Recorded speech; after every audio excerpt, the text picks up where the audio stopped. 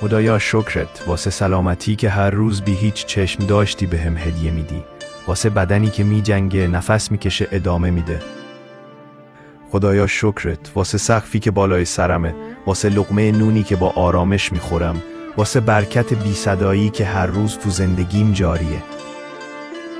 خدایا شکرت واسه خانواده‌ای که هستن، واسه وجود آدمایی که دلگرمیم شدن توی سخت ترین روزها.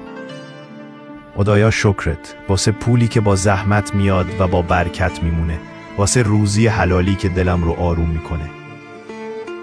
خدایا شکرت واسه فرصت‌هایی که دادی برای ساختن، برای بخشیدن، برای عاشق موندن، حتی وقتی خستم.